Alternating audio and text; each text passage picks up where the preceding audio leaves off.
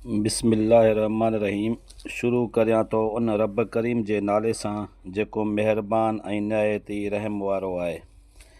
मान वारा प्रिंसिपल साहिब, हेड मास्टर साहिब, क़ाबिल एहतराम उस्ताद साहिबान ऐं मुस्तक़बिल जा मेम्बर, मुंहिंजा शागिर्द साथियो, अस्सलामु अलैकुम। ही कूक सने वार खां खंजर खां तिखी आ। ही कूक सने वार खां खंजर खां तिखी आ। ही फूक थधी हीर खां ओहड़ खां थधी आ। वह मंझि मक़ामनि में सुती पई आ मगर, वह मंझि मक़ामनि में सुती पई आ मगर, जे ही क़ौम उथी पई त महशर खां बि तिखी आ। अणखुट ऐं अणगणिया एहसान, थोरा ऐं महिरबानियूं जो अॼोके हिन शानदार, लाजवाब ऐं पुरवकार एकता जे प्रोग्राम में मूंखे पंहिंजे ख़्यालनि जो इज़हार करण जो मौक़ो फ़राहम कयो वियो आहे ऐं उहो मुंहिंजे लाइ यकीनन बाअस फ़ख़्रु आहे। जनाब सदर, मुंहिंजी प्यारी मिठड़ी वणंदड़ हसीन ऐं दिलकश मन मोहींदड़ सूंह ऐं सोभिया वारी सिंध सिर्फ़ु हिकु इलाइक़े ऐं एराज़ीअ जो नालो नाहे। मुंहिंजी सिंध जाग्राफ़ी हदनि ऐं ज़मीनी सरहदनि जो नालो नाहे।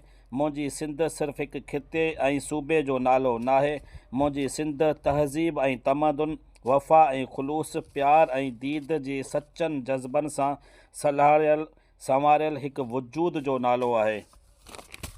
जनाब सदर, मुंहिंजी प्यारी मिठड़ी हसीन दिलकश सिंध त उहा ममता जे जज़्बनि सां सरशार ऐं भरपूर उहा जीजल माउ आहे जे हज़ारे सालनि ऐं सदियुनि खां वठी ख़ुदा जी किरोड़े ऐं अरबे मख़लूक़ खे पंहिंजे प्यार भरे ममता भरे आगोश ऐं हंज में हक़ीक़ी माउ वांगुरु न सिर्फ़ु खारायो आहे, न सिर्फ़ु प्यारियो आहे, न सिर्फ़ु संवारियो ऐं सुधारियो आहे, पर मुंहिंजे जीजल सिंध अमड़ सां जंहिं हिलाली ॿचे नींहं जो नातो निभायो आहे, उनखे मुंहिंजी जीजल सिंध अमड़ सदा झरकायो आहे, महकायो आहे ऐं तारीख़ जे वर्क में ताहयात उनखे अमर बणायो आहे। जनाब सदर, उहा ॻाल्हि वाक़ई ठीकु आहे ऐं मां मञा बि थो ऐं इज़हार करियां थो त मां पाकिस्तानी आहियां, सिर्फ़ु 75 या 76 सालनि खां वठी, ऐं हा मां मुस्लमान बि आहियां ऐं सिर्फ़ु चंद सदियुनि खां वठी, पर फ़ख़ुर सां ॻाट मथे करे वॾे आवाज़ सां ऐं वॾे वाक़े सां चवां थो त मां हज़ारे सालनि ऐं सदियुनि खां वठी सिंध अमर जे बहादुर पुटुनि दरिया ख़ान होशू ऐं हीमा वांगुरु हिलाली ॿचनि वांगुरु सिंधी ऐं बसि सिंधी आहियां। मूंखे पंहिंजी सिंध ते बि नाज़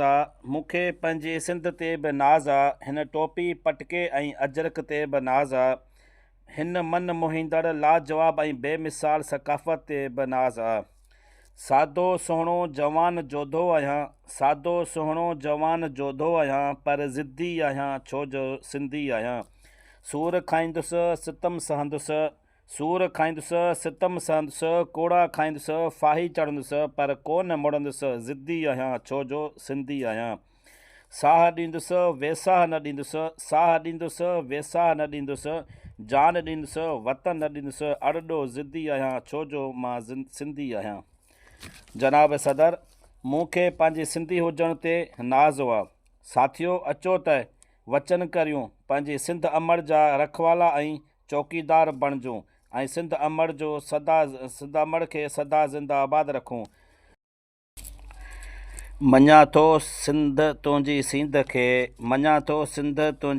खे रत जी ज़रूरत आहे, रत खे वरी भाॼी कॾहिं भत जी ज़रूरत आहे।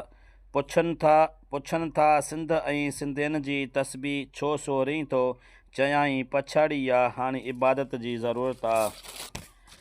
जो आम उजारे ओ जीअंदो रहंदो, जो क़ौम संवारे ओ जीअंदो रहंदो।